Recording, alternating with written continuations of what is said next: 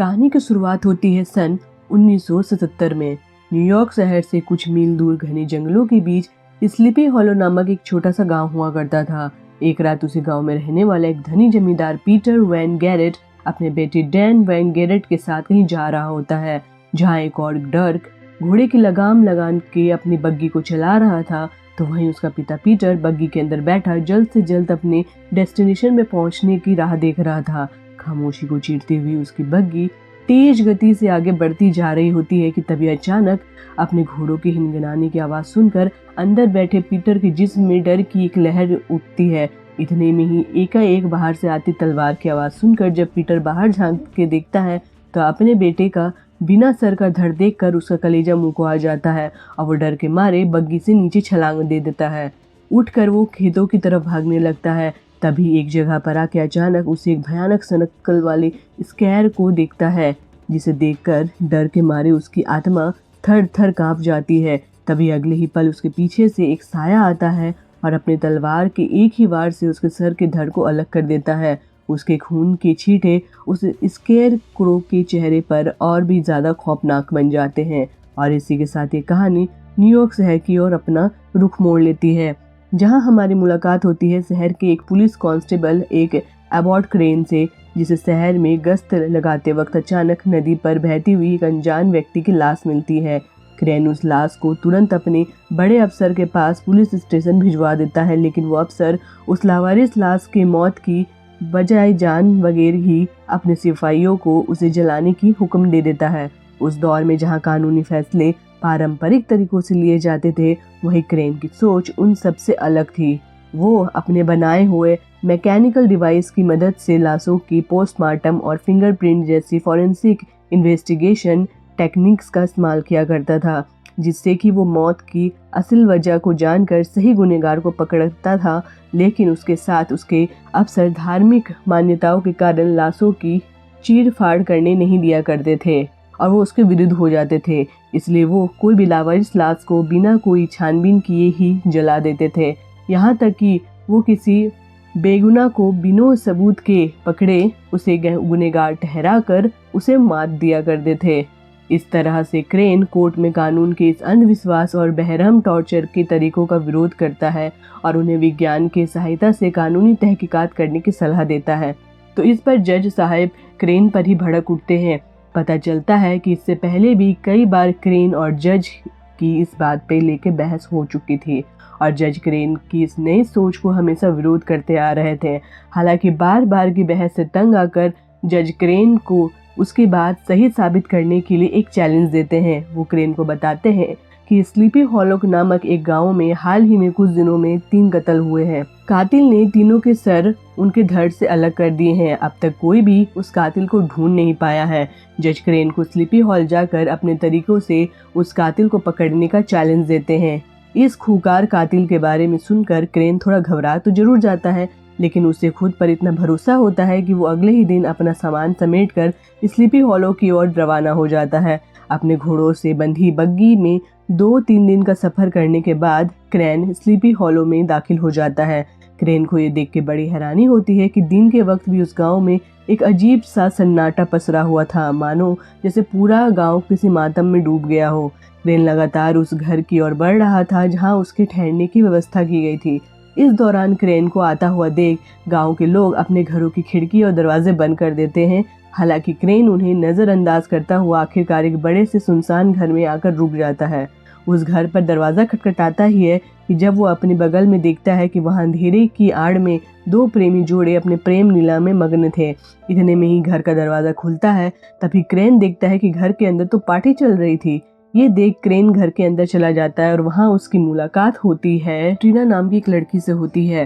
Crane उसे बताता है कि वो यहाँ वॉल्टर्स वैन टेलेस से मिलने आया है, जो उस घर के मालिक है। इत्तेफाक से वो लड़की वॉल्टर्स की ही बेटी थी। तभी वहाँ वॉल्टर्स भी आ जाता है।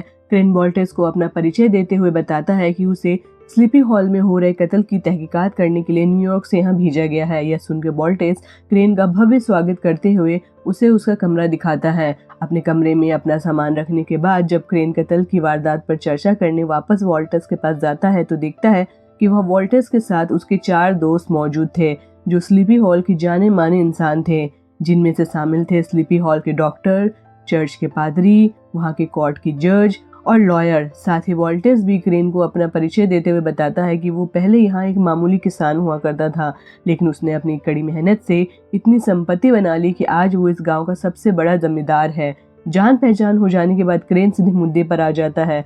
वो अपनी जानकारी के अनुसार उन्हें याद दिलाता है कि यहाँ अब तक 3 लोगों के कत्ल हो चुके हैं, जिनमें से एक तो पीटर था, दूसरा उसका बेटा डर्क था और तीसरा विंसेंट नाम की एक विधवा औरत थी। इन तीनों के सर कटे हुए मिले थे। क्रेन उनसे पूछता है कि क्या उन्हें किसी पर शक है, तो इस पर चर्च का पादरी एक बड़ा ही खुलासा करता है कि पादरी बताता है कि ये सारे कत्ल बिना सिर के शैतान ने किए हैं।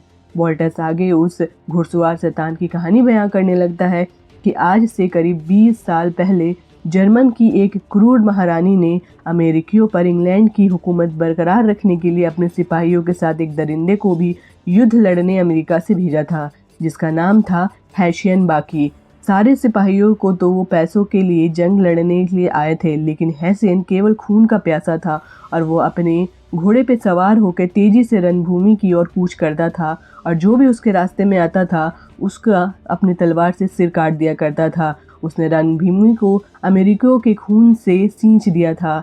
हैवानियत तो उस शैतान के चेहरे पर ही झलकती थी। उसने अपने दोस्तों को धार धार करके खुद को शैतान के शक्ल में ढाल दिया था। ना जाने उस दरिंदे शैतान ने कितने ही लोगों के सर काटे थे, लेकिन अंत में वे अमेरिकी सिपाहियों के हाथ चढ़ गया था, जिसके बंदूक की गोली ने पहले तो उसके गोरे का शिकार कर लिया था और फिर वे उसके खरीदते हुए स्लीपी हॉल में जंगलों में वो आए हैशियन उनसे छुपकर भाग ही रहा होता है कि तभी उसके 2 छोटी लड़की ने उसे देख लिया था। उस शैतान ने उन लड़कियों को चुप रहने की धमकी दी, लेकिन उनमें से एक लड़की ने लकड़ी को तोड़ के आवाज़ कर दी, जिसे सुनकर सिपाही वहाँ तुरंत आ जाते हैं और उस आवाज़ की तरफ भागे भागे आते हैं और हैशियन पकड़ा जाता है। अमेरिकी सैनिकों ने हैशियन का सर उसी की तलवार से काट दिया था और वहीं दफन कर दिया था।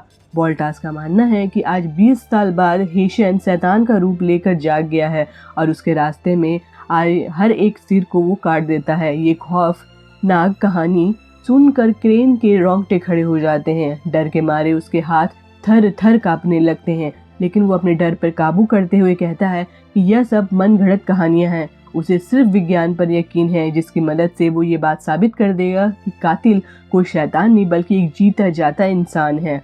फिर उसी रात गांव का एक पहरेदार जॉनथन मैसबेथ जब अपनी पहरेदारी में व्यस्त था, तभी अचानक आश्चर्यजनक रूप से सर्द हवाओं लहरी स्लीपर आकर बना लेती है और एक ही वक्त पर सारी मसालों को बुझा देती है, जिसे देखकर जॉनथन के जिस्म में भय की एक सरसरी सी दौड़ जाती है। वो तुरंत चौकन्ना हो जाता है और सामने की ओर निशाना साध लेता है। तभी अचानक सामने से होती घोड़ों की दौड़ने की आहट उसको सुनकर भय कर तोड़ देता है और अंधेरे में गोली चला देता है, लेकिन उसकी गोली उस शैतान के घोड़े के सवार पर कोई असर नहीं करता है और जॉनथन को ही अपनी जान बचाकर वहां से भागना पड़ता है। पर बदकिस्मती से कातिल के ने घोड़े की रफ्तार जॉनथन की रफ्तार को मात दे देती है और कातिल अपने तलवार के एक ही वार से भागते हुए जॉनथन का सिर धड़ से अलग कर देती है। अगली सुबह जब क्रेन गांव के एक व्यक्ति किलियन के पास जाता है, तब एक घोड़े लेके आता है। तभी उसे जॉनथन के कत्ल की खबर मिलती है, जिसके बाद क्रेन किलियन के साथ जब मौका वारदात पर पहुंचता है तो देखता है कि वहां वॉल्टर्स के साथ साथ सारे अधिकारी भी मौजूद होते हैं, जिन्होंने क्रेन के वहां पहुंचने के पहले ही लाश को गांव के से ले जाने का बंदोबस्त कर लिया था। क्रेन जब वहां पहुंचता है तो जॉनथन की लाश को देखकर वो भी दंग रह जाता है। वो अपने बनाए वैज्ञानिक उपकरण निकालकर लाश की जांच करने लगता है। उसमें से एक कीड़ा बाहर निकलता है, जिसे देखकर क्रेन दुबक कर पीछे हट जाता है। क्रेन की वैज्ञानिक छानबीन के में कातिल का कोई सुराग नहीं मिल पाता है, जिसके बाद वे लोग सम्मान पूर्वक जॉनथन का अंतिम संस्कार कर देते हैं। अंतिम संस्कार के बाद जॉनथन का बेटा क्रेन के पास आता है और छोटा मैसबेथ अब अनाथ हो गया था और अपने पिता के कातिल से बदला लेने की चाह रखता था। वो क्रेन के साथ काम करने की इच्छा जाहिर करता है, लेकिन क्रेन उसे अपने साथ रखने से मना कर देता है और अपने रास्ते जाने लगता है कि तभी एक जज क्रेन के पास आ जाता है और चुपके से उसे यह कहकर चौंका देता है कि कातिल ने अब तक तो 5 जान ले ली है, लेकिन यहाँ तो सिर्फ 4 ही कब्र है। यह सुनकर क्रेन कुछ पल के लिए सोच में पड़ जाता है। इतने में ही उनके पीछे खड़ा पादरी जज को घूरने लगता है, जिसके बाद जज वहाँ से तुरंत चला जाता है। एक क्रेन का मन भी बदल जाता है और वो अनाथ मैस्बेथ को अपना शागिर्द बना लेता है। फिर उसी वक्त क्रेन कब्र में दफन सभी लाशों को बाहर निकालने वाला होता है, जो कि होती है पीटर गैरेट, डर्क गैरेट, विधवा विंसिप और जॉनथन की। लेकिन ये तो 4 ही लाशें थी, फिर भला जज ने क्यों कहा कि कब्र में 5 लाशें दफनाई गई थी।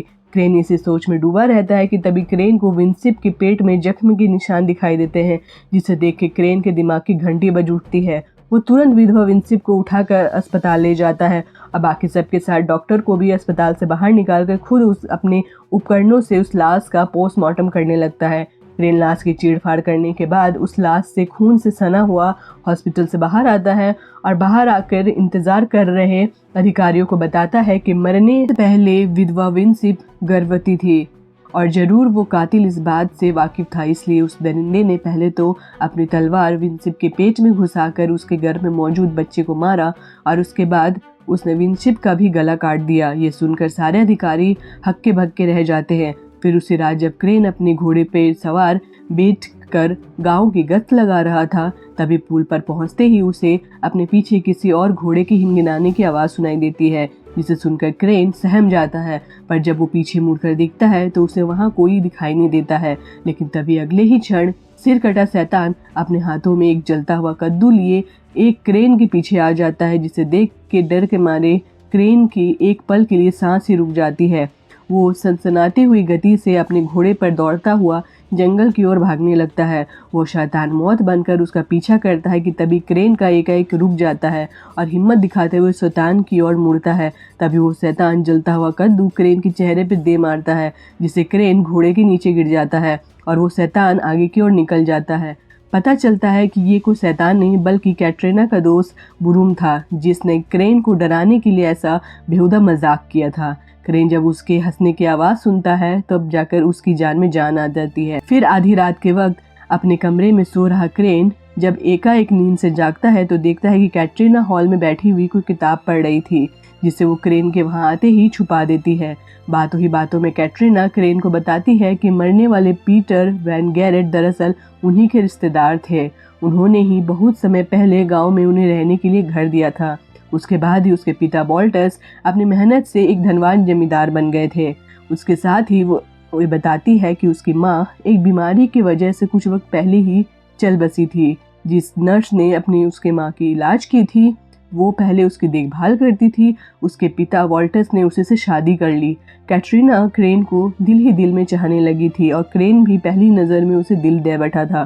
कैटरीना क्रेन को अपनी एक धार्मिक किताब तोहफे के रूप में देती है और उसे पीटर गैरेट का दिया हुआ अपना पुराना घर दिखाने के लिए लेके जाती है, जो अब गर्जर फर्जर हो चुका था।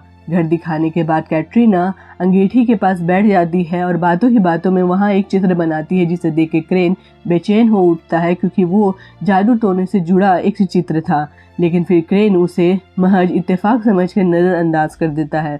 फिर उसी रात हम देखते हैं कि एक घर में डॉक्टर, लॉयर, जज और पादरी के बीच किसी बात पर बहस चल रही होती है, जिसके बाद जज अपना सामान बांधकर गांव छोड़कर भागने लगता है कि क्रेन छुप कर ये सब देख रहा होता है।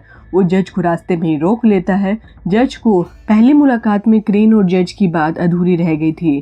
क्रेन बगैर समय गवाए जज से विसिम के पेट का जो बच्चा था उसके पिता का नाम पूछता है, लेकिन इससे पहले कि जज क्रेन को कुछ बता पाता उससे पहले ही मौसम का रुख बदल जाता है और इस बार सचमुच शैतान अपने घोड़े पे सवार होकर सनसनाती रफ्तार से उसी ओर आने लगता है, जिसे देखकर जज डर के मारे वहां से भागने लगता है। पर वो शैतान अपनी एक ही वार से भागते हुए जज का सर कलम कर देता है। जज का कटा हुआ सर लुढ़कता हुआ जमीन पर पड़े क्रेन के टांगों के बीच आके गिरता है। उस खौफनाक मंजर को देखकर क्रेन की जान सूख कर उसकी हलक में आ जाती है। फिर वो शैतान क्रेन की तरफ बढ़ता है और अपनी तलवार से उस कटे हुए सिर में घुसाकर क्रेन को कोई नुकसान पहुंचाए बगैर वहां से चला जाता है। घुड़सवार को इतना करीब देखकर क्रेन वहीं बेहोश हो जाता है। अगली सुबह क्रेन अपने कमरे में दुबक कर बैठा होता है कि तभी वॉल्टर्स और कैटरीना उसका हाल जानने आते हैं। तब वो उन्हें बताता है कि वो शैतान जिसे अब तक वो अंधविश्वास समझ रहा होता है वो असलियत में है। ये बताते हुए क्रेन इतना डरा होता है कि वो दोबारा से बेहोश हो जाता है। लेकिन कुछ ही समय बाद क्रेन एक अचानक से जागता है और अपने डर पर काबू करते हुए वो घुड़सवार शैतान की कब्र ढूंढने जंगल की तरफ निकल जाता है, जिसमें मैकबेथ भी उसके साथ होता है। वो दोनों जंगल में भटकते हुए एक गुफा के पास जाके पहुंच जाते हैं, जहां पर उसके अंदर प्रवेश करते हैं तो उनका सामना एक भयानक चुड़ैल से हो जाता है। हालांकि वो भली चुड़ैल होती है, वो अपने जादू टोनों की मदद से क्रेन को उस घुड़सवार शैतान की कब्र का पता बताती है। इसके बाद क्रेन और मैकबेथ उस चुड़ैल के बताए रास्ते पर निकल पड़ते हैं। तभी रास्ते में आगे बढ़ते हुए क्रेन को अपने आसपास किसी अजनबी की मौजूदगी का एहसास होता है। क्रेन उसका जब पीछा करता है तो वो कोई और नहीं, कैटरीना होती है, जो क्रेन की मदद करने के लिए उसके पीछे आ गई थी। फिर अंत में तीनों मिलकर शैतान की कब्र को ढूंढने लगते हैं और एक कब्र के पेड़ के नीचे उसे दफन मिलता है, जिसे मुर्दों का पेड़ कहा जाता था।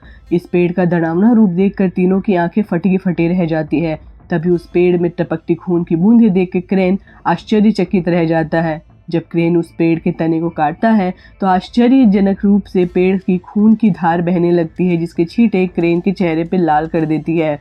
अगले ही पल उस कटे हुए तने के पीछे से ढेर सारे इंसानों के सिर कटे हुए बाहर निकलते हैं। इसे क्रेन को समझ आ जाता है कि ये पेड़ उस शैतान के उसी शैतानी दुनिया में ले जाने का कोई प्रवेश द्वार है। वहीं क्रेन उस कब्र के आसपास फैली हुई मिट्टी को देखकर अनुमान लगाता है कि किसी ने हाल ही में उस कब्र की खुदाई की है। जब क्रेन को उस शैतान की कब्र को खोदता है तो उस कब्र में केवल शैतान का धड़ का कंकाल होता है, जबकि उसकी खोपड़ी वहां से गायब होती है। क्रेन अंदाजा लगा लेता है कि जरूर किसी ने शैतान की खोपड़ी चुराई है और अब वो शैतान खोपड़ी की तलाश में ही नरक से बाहर आता है और अपने रास्ते में आने वाले हर एक इंसान का सर को काट देता है। क्रेन ये बोल ही रहा होता है कि तभी एकाएक वो शैतान उस पेड़ के तने से बाहर निकलता है। हालांकि खुशकिस्मती से वो शैतान उन्हें कोई नुकसान पहुंचाए बगैर गांव की तरफ निकल जाता है। ये देख क्रेन भी उसका पीछा करने लगता है। उधर दूसरी ओर गाँव में किलियन अपनी पत्नी और बच्चों के साथ हंसी खुशी के साथ समय बिता रहा होता है। किलियन वही इंसान है जिसने क्रेन ने अपने घोड़े लिए थे। तभी एक ही आवाज में शैतान उसके घर का दरवाजा तोड़कर अंदर घुस जाता है, जिसे देख के किलियन घबरा जाकर तलवार उठा लेता है और अपनी पत्नी और बच्चे को छुपने के लिए कहकर उस शैतान का सामना करने लगता है।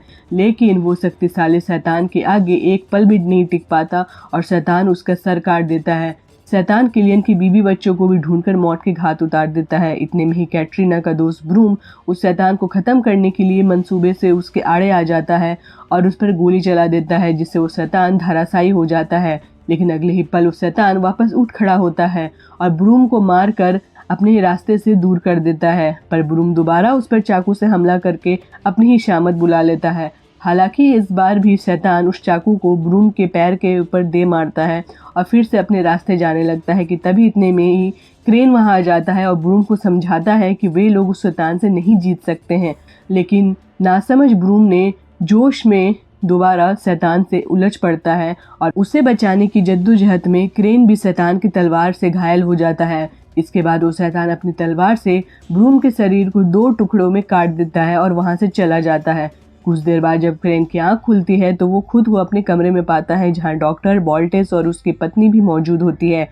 क्रेन उठते ही उन्हें शैतान की सच्चाई बताते हुए कहता है कि किसी ने उस शैतान की खोपड़ी चुरा कर उसे वश में किया है और उससे हत्याएं करवा रहा है। इतने में ही कैटरीना की माँ आती है और क्रेन को एक दवा पानी देने लगती है। कैटरीना ने ये दवा जादू टोने के इस्तेमाल करके बनाई थी। क्रेन जब नींद से जागता है तो कैटरीना उसके पास मौजूद होती है। वहीं से वो दोनों एक दूसरे अपने प्यार का इजहार कर देते हैं। कैटरीना की दवा और दुआ से क्रेन बहुत जल्द ठीक हो जाता है और वापस अपने काम पर लग जाता है। अब क्रेन को पता लगने लगता है कि आखिर वो कौन है जिसने उस शैतान की खोपड़ी चुराई है और मरे हुए लोगों से उसका क्या वास्ता है।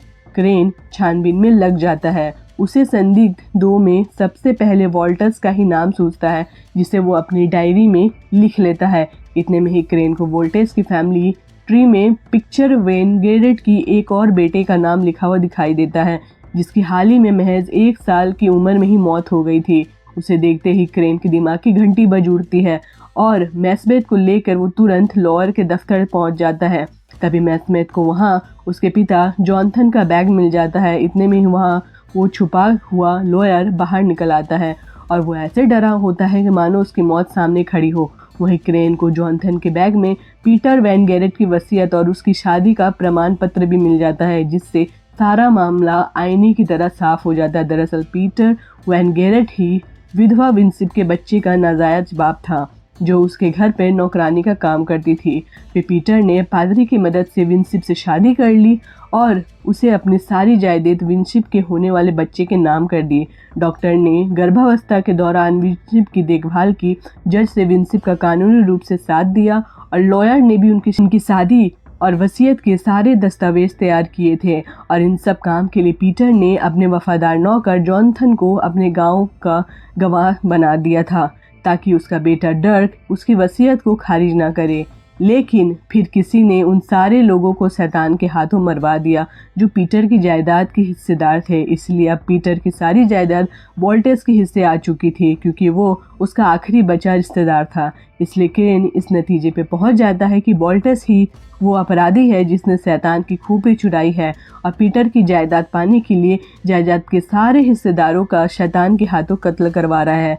इसके साथ ही अब वो उन्हें मार कर रहा है जो विंसिप और पीटर के विवाह के साक्षी थे। और इसलिए पादरी, डॉक्टर और लॉयर इतने डरे हुए थे, क्योंकि वो तीनों भी पीटर और विंसिप के विवाह के साक्षी थे। ये पता चलते ही क्रेन वोल्टेस के खिलाफ सारे सबूत लेकर अब अपने कमरे में पहुंचता है, तो देखता है कि कैटरीना पहले से ही वहाँ मौजूद थी। उसे क्रेन की डायरी देखकर ये पता चल चुका था कि क्रेन उसके पिता को गुनहगार समझ रहा है, इसलिए वो क्रेन से नाराज़ होकर वहाँ से चली जाती है कि तभी क्रेन एक मकड़ी को देख कर डर के मारे दुबक कर मेज के ऊपर चढ़ जाता है, तो मकड़ी उसके बेड के अहाते में घुस जाती है। जिसके बाद मैक्सवेथ जब उस मकड़ी को मारने के लिए बेड को हटाता है तो देखता है कि क्रेन के बेड के नीचे किसी ने जादू टोना किया था। आखिर वो कौन हो सकता है? क्रेन रात भर इसी सोच में डूबा रहता है कि तभी उसके घर में किसी के बाहर जाने की आहट सुनाई देती है। क्रेन मैक्सवेथ के साथ जब बाहर निकलता है तो देखता है कि कोई शख्स काला चोगा ओढ़े घने जंगलों की तरफ जा रहा है। क्रेन जब उसका पीछा जंगलों में पहुंचता है तो देखता है कि उन झाड़ियों के पीछे एक औरत अपने आशिक के साथ प्रेम लीला में मग्न थी। वो औरत कोई और नहीं बल्कि वोल्टेस की पत्नी मैरी थी। उसको देख के क्रेन का मुंह खुला का खुला ही रह जाता है कि उसने वोल्टेस के खिलाफ जितने ही सबूत इकट्ठा किए थे वो सारे सबूत उसने ड्रॉअर से गायब हो चुके हैं। क्रेन समझ जाता है कि ये काम जरूर कैटरीना का ही होता है। उसे ढूंढता हुआ जब वो उसके पुराने घर में पहुंचता है तब तक कैटरीना सारे सबूतों को अंगीठी में दहन कर चुकी होती है। कैटरीना मानती थी कि उसके पिता वोल्टेस निर्दोष है, इसलिए क्रेन से उन्हें छोड़कर असली गुनहगार को पकड़ने का आग्रह करती है। लेकिन क्रेन अपने फर्ज के हाथों मजबूर था। ये जान के कैटरीना क्रेन से नाराज हो जाती है और अपने फर्ज और प्यार में से किसी एक को चुनने के लिए कहकर वहां से चली जाती है। फिर अगली सुबह जब क्रेन कैटरीना की खैरियत पूछने उसके पास जाता है तो कैटरीना की माँ मैरी उसे बताती है कि कैटरीना उससे मिलना नहीं चाहती है। साथ ही मैरी क्रेन को ये भी बताकर हैरान कर देती है कि उसे पता है कि क्रेन ने कल रात उसे अपने आशिक के साथ देखा था। मैरी क्रेन से इस बात को राज रखने के लिए कहती है। इतने में ही वोल्टेस घबराया हुआ घर के अंदर आता है और उन्हें बताता है कि कल रात लॉयर ने खुदकुशी कर ली है। पादरी उसका जिम्मेदार क्रेन को मान रहा है, इसलिए वो आज रात चर्च में सारे गांव वालों के साथ मिलकर क्रेन के खिलाफ बगावत करने वाले हैं। ये कह के वोल्टेस क्रेन को जल्द से जल्द गांव को छोड़कर भाग जाने की नसीहत देता है। तभी वोल्टेस की नज़र मैरी के हाथ के जख्म पर पड़ती है। उसे ठीक करने के लिए वोल्टेस मैरी के साथ तुरंत जंगल में जड़ी बूटी लाने के लिए चला जाता है। जंगल में मैरी जब जड़ी बूटी तोड़ रही होती है कि उसी वक्त एक बार फिर वो सिर कटा शैतान मौत बनकर उनके पीछे आने लगता है। उधर दूसरी तरफ पादरी सारे गाँव वालों को चर्च में जमा कर ही रहा होता है कि उसी वक्त क्रेन और मैक्सवेथ उनसे छुपकर गांव से भागने की फिराक में होते हैं। इतने में वोल्टेस अपने घोड़े पे सवार होकर वहां पहुंचता है और सबको बताता है कि उसका पाला शैतान से पड़ा था और शैतान ने मैरी का सर काट दिया है। वोल्टेस ने ये बता ही रहा होता है कि तभी वो शैतान उनकी तरफ आने लगता है, जिसे देखकर चर्च उसके अंदर चले जाते हैं। मौका पाके क्रेन और मैक्सवेथ भी चर्च के आड़ में ले आते हैं, लेकिन वो शैतान पवित्र चर्च में प्रवेश नहीं कर पाता। ये देख गांव के सिपाही चर्च के अंदर से शैतान को गोलियां बरसाने लगते हैं।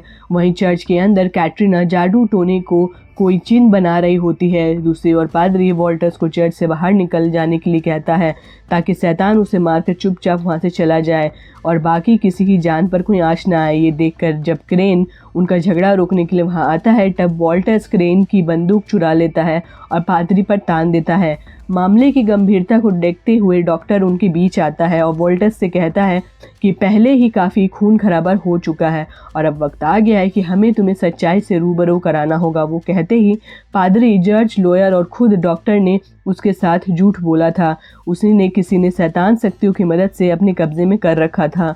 डॉक्टर आगे जिसने उसने अपने कब्जे में कर रखा है उसका नाम बताने ही वाला होता है कि तभी पादरी एक लकड़ी का क्रॉस लेकर डॉक्टर के सिर को फोड़ देता है।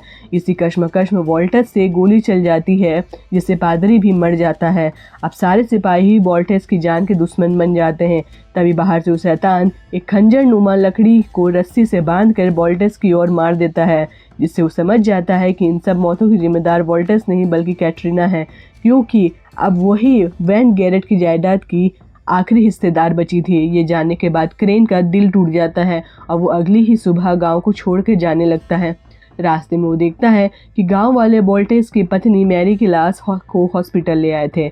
उसे देख क्रेन में लगता है कि जरूर कुछ दाल में काला है। क्रेन जब कैटरीना के तोहफे में मिली किताब को खोलता है तो उसे पता चलता है कि कैटरीना ने जादू टोने के लिए जो निशान बनाए थे वो दरअसल अपने दोस्तों को बुरी शक्तियों से बचाने का निशान था, जिसका मतलब था कैटरीना एक साफ दिल की इंसान थी जो जादू टोना करके अपनी दोस्तों की रक्षा करती थी। ये जानने के बाद क्रेन अपनी बग्गी को वापस हॉस्पिटल की तरफ मोड़ लेता है। हॉस्पिटल में मौजूद मैरी की लाश पर उसके हाथ के जख्म को देखता है, जिससे पता चलता है कि ये लाश के जख्म जो है मरने के बाद दिए गए हैं। इसका मतलब मैरी की लाश ये है ही नहीं। क्रेन का ये अंदाज़ा बिल्कुल सही था और मैरी अभी जिंदा है और वही असली गुनहगार है। दूसरी ओर मैरी कैटरीना को बेहोश करके एक पुराने से विंड मिल में ले जाती है, जहां कैटरीना के होश में आते ही मैरी कैटरीना को अपनी सच्चाई से रूबरू कराने लगती है। दरअसल 20 साल पहले मेरी के पिता पीटर वेंगेग्रेड के यहाँ नौकर थे, इसलिए पीटर ने उन्हें रहने के लिए अपनी एक छोटी सी झोपड़ी दी थी, जहाँ मैरी अपनी बहन और माता पिता के साथ हंसी खुशी अपना जीवन यापन कर रही होती है। फिर एक दिन अचानक मैरी के पिता की मौत हो गई, जिसके बाद पीटर ने उन्हें घर से बेदखल कर दिया और अपने रिश्तेदार वॉल्टस को उस घर को सौंप दिया। मैरी अपनी माँ और बहन के साथ गाँव में भटकती रही, लेकिन किसी ने भी उन्हें सहारा नहीं दिया, क्योंकि गाँव वाले मानते थे कि मैरी की माँ एक चुड़ैल है, इसलिए मजबूरन उन्हें जंगलों में आसरा लेना पड़ा। लेकिन 1 साल बाद उसकी माँ भी चलती बसी। उसी दिन छोटी मैरी ने कसम खाई कि वो पीटर वेंगेट के पूरे खानदान को ख़त्म करके उसकी सारी दौलत की मालकिन बन के रहेगी। फिर एक दिन जब मैरी अपनी बहन के साथ जंगल में लकड़ियाँ लेने गई, तभी उसने हैशियन अमेरिकन सैनिकों से अपनी जान बचाकर भागता हुआ उसके वक्त मैरी के पास आ गया।